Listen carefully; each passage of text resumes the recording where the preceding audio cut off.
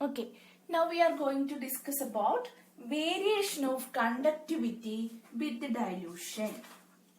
We know that the conductivity of an electrolyte is the conductance of unit volume. അല്ലെ, ഒരു ഇലക്ട്രോലൈറ്റിന്റെ conductivity എന്ന് പറയുന്നത് unit volume ഇലക്ട്രോലൈറ്റിന്റെ conductance ആണ്. ഒരു യൂണിറ്റ് വോളിയത്തിലുള്ള ഇലക്ട്രോലൈറ്റ് എത്രത്തോളം കണ്ടക്ട് ചെയ്യുന്നോ അതിനെയാണ് നമ്മൾ കണ്ടക്ടിവിറ്റി എന്ന് സിംപ്ലി പറയുമ്പോൾ പറയുന്നത്. അപ്പൊ conductivity of an electrolyte solution is the conductance of unit volume electrolyte. Unit volume ഇലക്ട്രോലൈറ്റിന്റെ കണ്ടക്ടൻസിനെയാണ് കണ്ടക്ടിവിറ്റി എന്ന് പറയുന്നത്. Now we are considering the variation of conductivity with dilution. On dilution, what happens to the conductivity of electrolyte? Okay, dilution means addition of solvent. എന്ന് പറഞ്ഞു കഴിഞ്ഞാൽ ഇലക്ട്രോലൈറ്റിന്റെ concentration കുറഞ്ഞു വരുന്നു അല്ലെ.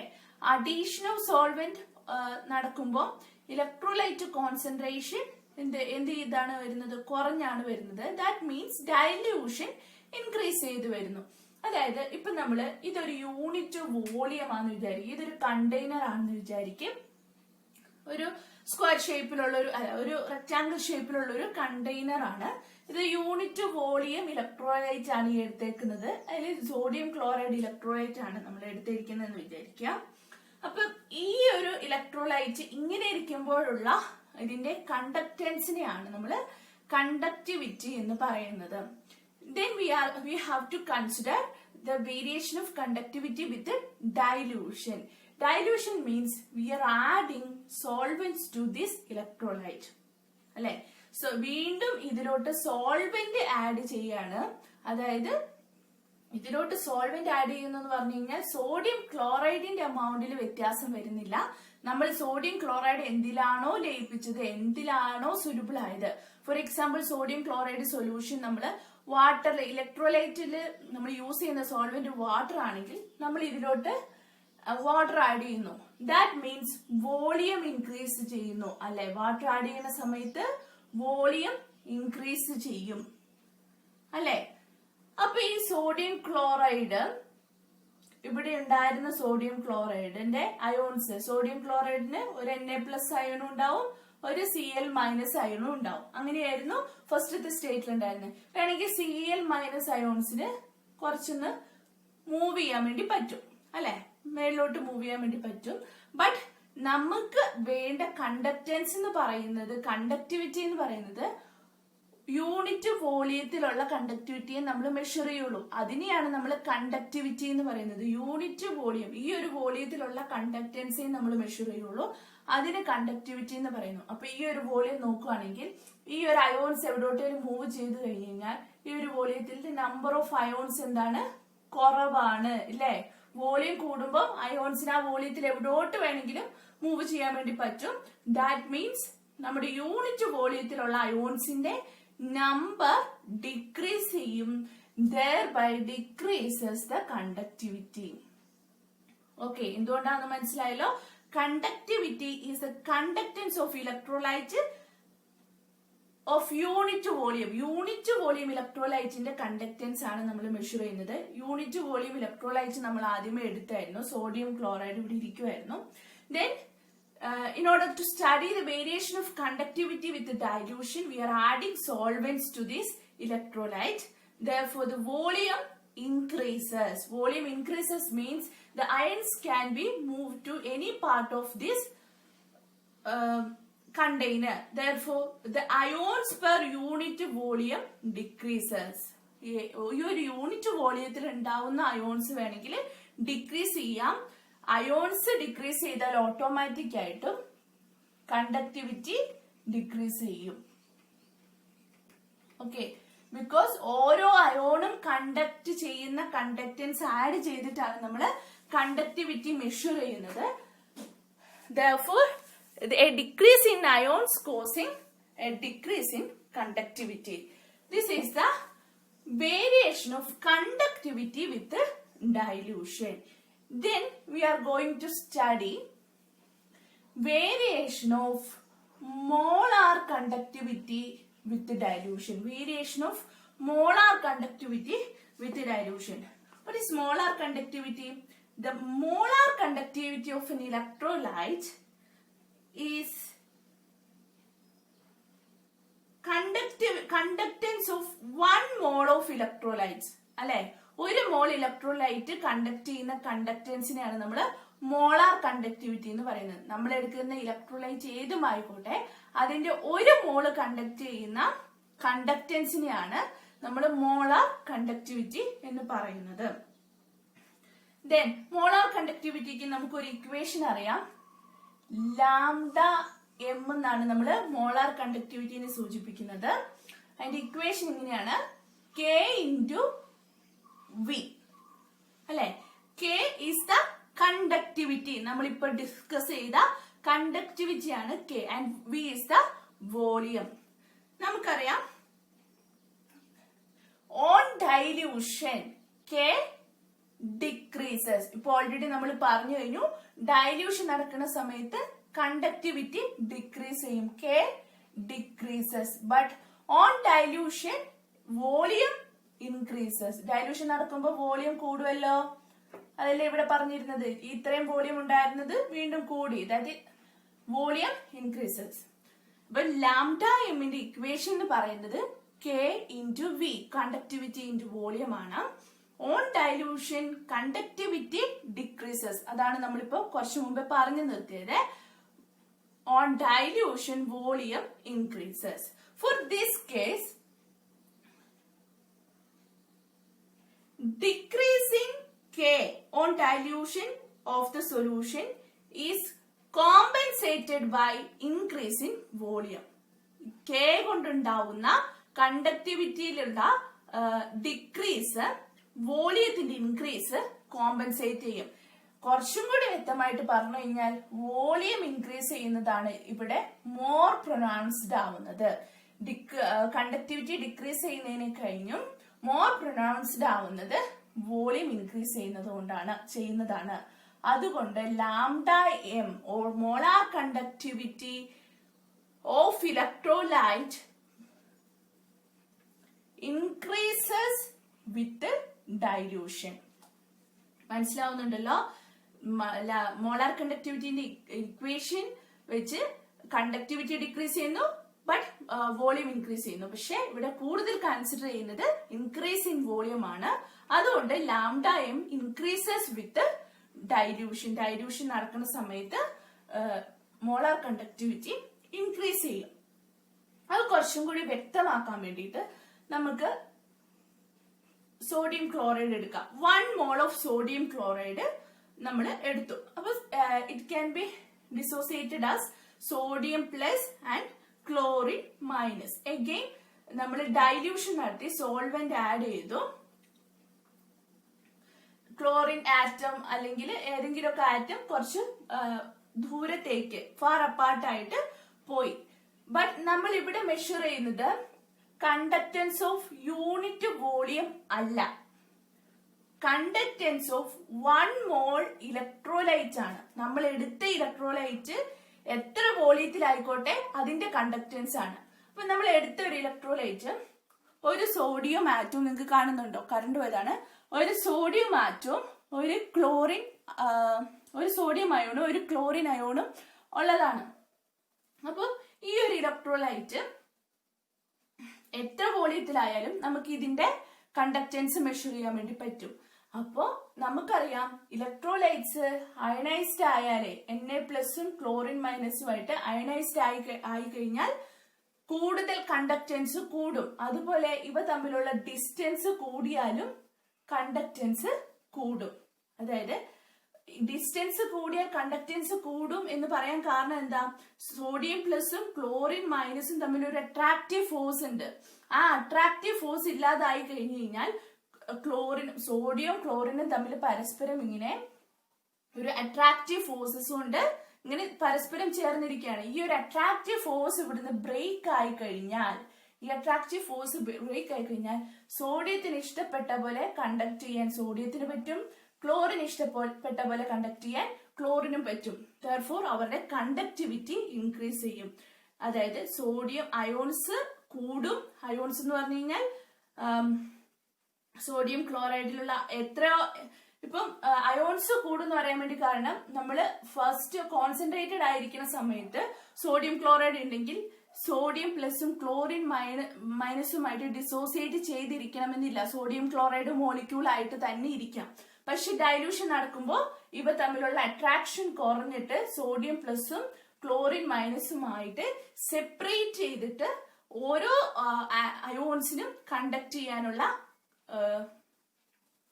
ചെയ്യാൻ വേണ്ടി പറ്റും. അതുകൊണ്ട് ഇന്ററയണിക് അട്രാക്ഷൻ കുറയുമ്പോഴും സോഡിയം അല്ലെങ്കിൽ അയോൺസ് ക്യാൻ ബി മോർ അയോൺസിന് കൂടുതൽ കണ്ടക്ട് ചെയ്യാൻ വേണ്ടി പറ്റും. അതുപോലെ തന്നെയാണ്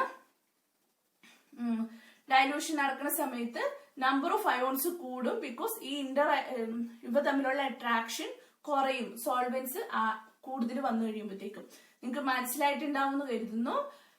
molar conductivity increases with dilution because interionic attractions get reduced on dilution. കാരണം സോൾവെന്റ് മോളിക്യൂൾ ഇതിന്റെ ഇടയിലോട്ട് കയറുകയാണ്. മൊത്തമായിട്ട് നമ്മൾ എടുത്തതിന്റെ വോളിയം ഇൻക്രീസ് ചെയ്യുമ്പോൾ സോൾവെന്റ് മോളിക്യൂൾസ് വന്നു കഴിയുമ്പോൾ ഡിസോസിയേഷൻ കൂടുതൽ നടക്കും. ദാറ്റ് മീൻസ് ഇപ്പം ഒരു സോഡിയം ക്ലോറൈഡ് NaCl ആയിട്ട് ഇരിക്കുക തന്നെയായിരിക്കും. ഡൈലൂഷൻ നടന്നു കഴിയുമ്പോൾ Na പ്ലസും Cl മൈനസും തന്നെയായി സ്പ്ലിറ്റ് ചെയ്ത് രണ്ട് അയോൺസ് ആയി. ഈ രണ്ട് അയോൺസിനും കണ്ടക്ട് ചെയ്യാനുള്ള പവർ കിട്ടും. അതുപോലെ തന്നെ ഇന്റർഅയണിക് അതായത് ഇവ തമ്മിലുള്ള ഡിസ്റ്റൻസ് കൂടും. മൊബിലിറ്റി ഓഫ് അയോൺസ് കൂടും. മൊബിലിറ്റി ഓഫ് അയോൺസ് എന്ന് പറഞ്ഞു കഴിഞ്ഞാൽ ഫ്രീ ആയിട്ട് മൂവ് ചെയ്യാനുള്ള കഴിവ്. ഓരോ അയോണിനും ഫ്രീ ആയിട്ട് മൂവ് ചെയ്യാനുള്ള കഴിവ്. ഡൈല്യൂഷൻ കുറവുള്ള സമയത്ത് അതായത് ഹൈലി കോൺസെൻട്രേറ്റഡ് ആയിട്ടുള്ള സമയത്ത് സോഡിയം അയോണിനും ക്ലോറിൻ അയോണിനും കുറച്ച് സ്ഥലത്തേട്ടേ മൂവ് ചെയ്യാൻ വേണ്ടി പറ്റുള്ളൂ. അപ്പൊ അതിന് പെട്ടെന്ന് കണ്ടക്ട് ചെയ്യാൻ വേണ്ടി പറ്റില്ല. At the same time, on dilution, volume increases. Therefore, sodium ion and chlorine ion can move much more faster than the previous condition. Therefore, it can conduct its conductance again increased. എന്താണ് mobility of ions increase ചെയ്യും. കാരണം volume കൂടുതലാകുമ്പോൾ അതിന് ഓരോ അയോൺസിനും move ചെയ്യാനുള്ള capacity കൂടും. മനസ്സിലായല്ലോ? Dissociation maximum നടന്നാലും mobility കൂടിയാലും നമ്മുടെ കണ്ടക്ടിവിറ്റി കൂടും. Therefore, variation of molar conductivity with dilution നമ്മൾ സ്റ്റഡി ചെയ്യുന്ന സമയത്ത് molar conductivity increases on dilution but conductivity decreases on dilution. അതിന്റെ ഫാക്ട് ഇതാണ്. Conductivity is the conductance of electrolyte of unit volume. But molar conductivity is the conductance of 1 mole electrolyte. ഒരു മോൾ electrolyte conduct ചെയ്യുന്ന കണ്ടക്ടൻസിനാണ് molar conductivity എന്ന് പറയുന്നത്. Then we are going to discuss the difference between weak electrolyte and strong electrolyte. We know that strong electrolytes are capable of dissociated under higher concentration. Concentration കൂടിയിരിക്കുന്ന ഇങ്ങനെ ഒരു സിറ്റുവേഷനിൽ ഇപ്പൊ നമ്മൾ dilution നടത്തുന്നതിന് മുമ്പ് വോളിയം വളരെ കുറവായിട്ട് സോഡിയം ക്ലോറൈഡ് കൂടുതലായിട്ടുള്ള കോൺസെൻട്രേറ്റഡ് ആയിട്ടുള്ള സൊല്യൂഷനിൽ പോലും Na പ്ലസും ക്ലോറിൻ മൈനസുമായിട്ട് ഡിസോസിയേറ്റ് ചെയ്യാനുള്ള കഴിവ് ആർക്കുണ്ട്? സ്ട്രോങ് ഇലക്ട്രോലൈറ്റ്സിനുണ്ട്. വീക്ക് ഇലക്ട്രോലൈറ്റ്സ് എന്ന് പറയുമ്പോൾ ഇങ്ങനെ ഒരു ഹയർ കോൺസെൻട്രേഷനില് അത് മോളിക്യൂൾ ആയിട്ട് തന്നെയായിരിക്കും ഇരിക്കുക. ഇത് ഡിസോസിയേറ്റ് ചെയ്യില്ല, ചാർജ്ഡ് ആവില്ല. ഓക്കെ, അതാണ് വീക്ക് ഇലക്ട്രോലൈറ്റും സ്ട്രോങ് ഇലക്ട്രോലൈറ്റും തമ്മിലുള്ള വ്യത്യാസം എന്ന് പറയുന്നത്. Strong electrolyte shows dissociation under higher കോൺസെൻട്രേഷനിൽ പോലും അല്ലെങ്കിൽ മോഡറേറ്റ് കോൺസെൻട്രേഷനിൽ പോലും ഡിസോസിയേഷൻ നടക്കാനുള്ള കഴിവ് സ്ട്രോങ് ഇലക്ട്രോലൈറ്റ്സിനുണ്ട്. വീക്ക് ഇലക്ട്രോലൈറ്റ്സിന് ഹയർ കോൺസെൻട്രേഷനിൽ ഡിസോസിയേഷൻ നടക്കില്ല. ഡൈല്യൂഷൻ കൂടും തോറുമാണ് ഡിസോസിയേഷൻ നടക്കുന്നത്.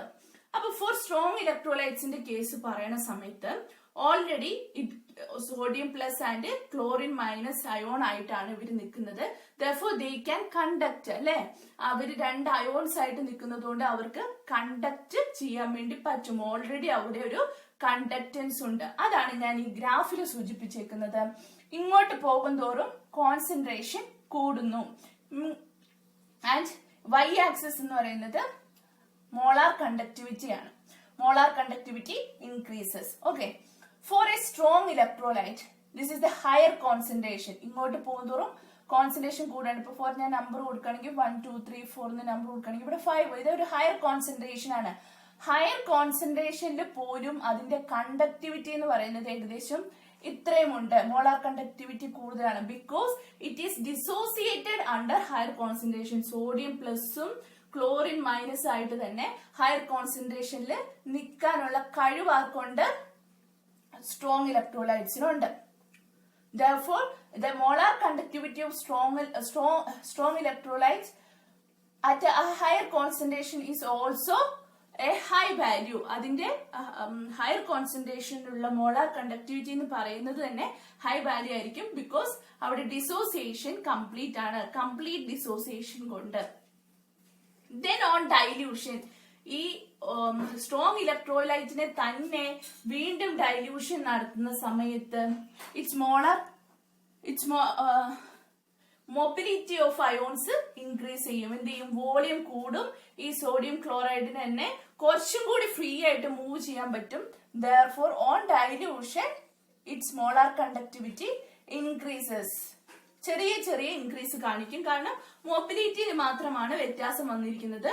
മൊബിലിറ്റി ഓഫ് അയോൺസ് ഇൻക്രീസ് ചെയ്യുന്നതുകൊണ്ട് അത് ഇൻക്രീസ് ചെയ്ത് ആദ്യമേ ഉണ്ടായിരുന്ന ഹയർ കോൺസെൻട്രേഷനിൽ ഉണ്ടായിരുന്ന മോളാർ കണ്ടക്ടിവിറ്റി ഇവിടെയാണെങ്കിൽ ഡൈല്യൂഷൻ നടക്കുന്ന സമയത്ത് ഏകദേശം ഇത്രത്തോളം മോളാർ കണ്ടക്ടിവിറ്റി ഇൻക്രീസ് ചെയ്യുന്നുണ്ട്. സ്ട്രോങ് ഇലക്ട്രോലൈറ്റ്സിന്റെ മൊബിലിറ്റി ഇൻക്രീസ് ചെയ്യുന്നു. For a weak electrolyte we know that at a higher concentration it is not completely dissociated. അത് കംപ്ലീറ്റ് ആയിട്ട് ഡിസോസിയേറ്റ് ചെയ്തിട്ടില്ല. കൂടുതലും മോളിക്യൂൾ ആയിട്ട് തന്നെ ഇരിക്കുകയാണ്. ഇത് ചാർജ്ഡ് ആയിട്ട് മാറിയിട്ടില്ല. Therefore, it cannot be conducting. Higher കോൺസെൻട്രേഷനിൽ വളരെ ചെറിയ കണ്ടക്ടൻസ് മാത്രമേ അതിന് കാണിക്കാൻ പറ്റൂ. അതാണ് ഹയർ കോൺസെൻട്രേഷനിൽ ഇത്രയും കണ്ടക്ടൻസ് മാത്രമേ അതിനുള്ളൂ.